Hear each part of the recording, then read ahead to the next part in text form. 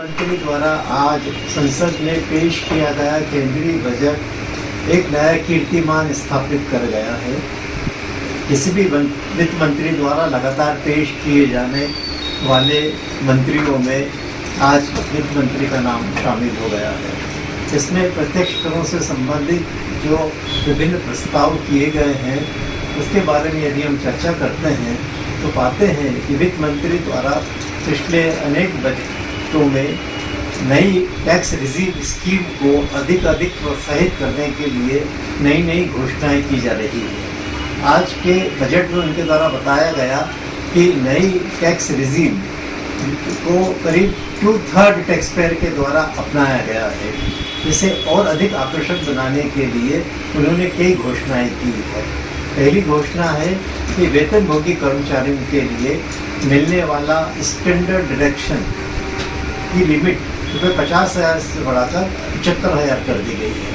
नई tax regime के अंदर अधिकांश कर कटौतियाँ प्राप्त नहीं होती है, परंतु स्टैंडर्ड डिडक्शन की कटौती नई टैक्स रिजीम में भी प्राप्त होती है। दूसरी ओर नई टैक्स स्कीम रिजीम के अंदर जो अभी तक कर की विभिन्न दरें हैं उसके अंदर भी करदाताओं को राहत प्रदान की गई है।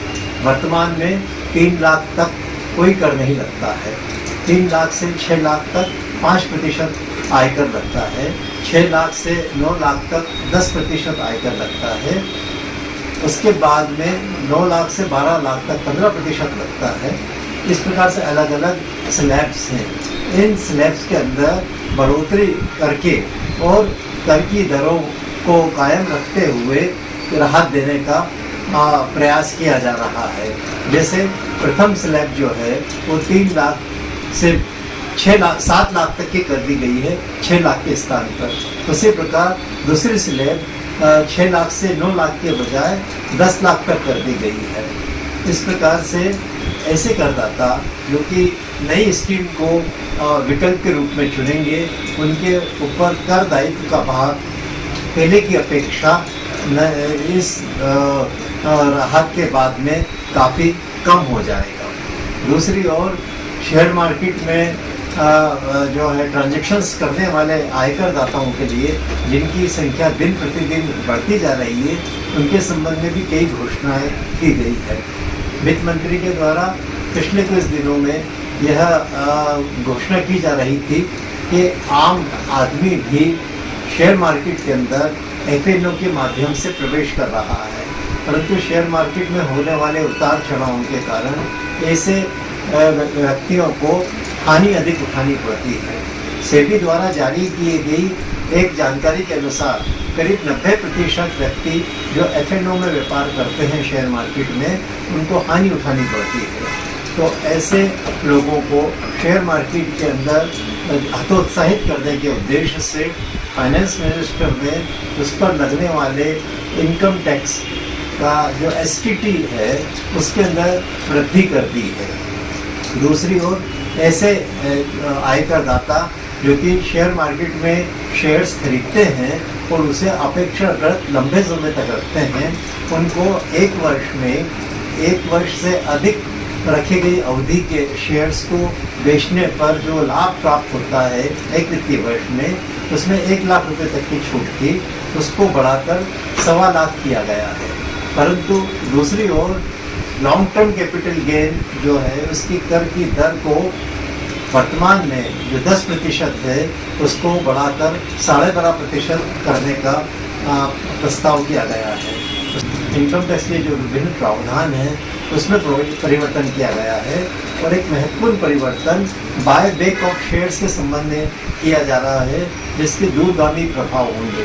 वर्तमान में यदि कोई कंपनी अपने शेयर्स को वापस लेती है जिसे buy back of shares by companies कहा जाता है तो इसी दशा में उसके ऊपर अभी तक कंपनियों को टैक्स चुकाना पड़ता था, परंतु नए प्रस्ताव के अनुसार ऐसे बायबैक पर अब करदाता को डिविडेंड के रूप में कर का भुगतान करना होगा।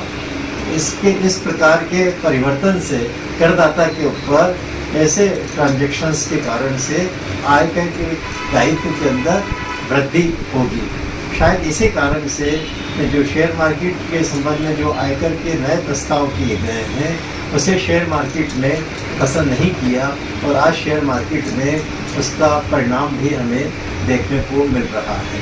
दूसरी ओर सरकार की यह मंशा है कि कर कानूनों के अंदर कटौती की जाए, क्योंकि वर्तमान के अंदर इनकम टैक्स ट्रिब्यूनल हो, चाहे कमिश्नर ऑफ अपील्स हों और या चाहे हाई कोर्ट और सुप्रीम कोर्ट हों, लंबित आयकर प्रकरणों की संख्या बहुत अधिक है। तो ऐसी संख्या को कम करने के लिए और कर विवादों के निपटारे में लगने वाले समय को कम करने के लिए कई प्रस्ताव किए गए हैं। पहला प्रस्ताव तो यह है कि विवाद से विश्वास 2024 नाम की एक योजना लागू की जा रही है, जिसमें ऐसे सभी कर विवाद जो आज की तारीख में लंबित हैं वो निर्धारित शर्तें यदि पूरी करते हैं तो करदाता ऐसे विवाद को निपटारा करने के लिए उस स्कीम में जाकर उनकी शर्तों को पूरा करके अपने कर विवादों का निपटारा कर सकता है। दूसरी ओर सरकार के द्वारा यह भी घोषणा की जा रही है कि सरकार के द्वारा जो करदाता को पहली अपील में राहत मिलती है उसके विरुद्ध अपील की जाती है, उसकी मौद्रिक सीमा में वृद्धि करने का प्रस्ताव है। इससे सरकार के द्वारा प्रस्तुत की जाने वाली अपीलों की संख्या के अंदर कमी आएगी। इसके साथ साथ ही सरकार का उद्देश्य यह है कि अभी जो लंबित आयकर अपीलें हैं उनका निपटारा भी शीघ्रता से किया जाए। इस दिशा में भी और अधिक प्रयास किए जाने की घोषणाएं की गई है। इनकम टैक्स एक्ट 1961 वर्तमान में प्रभावशील है।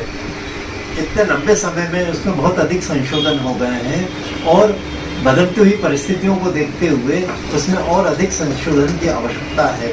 तो सरकार के द्वारा बजट के अंदर ये घोषणा की गई है कि अगले 6 महीनों के अंदर पूरे इनकम टैक्स एक्ट की समीक्षा की जाएगी और उसमें क्या क्या परिवर्तन किए जाएं इसके ऊपर विचार किया जाएगा।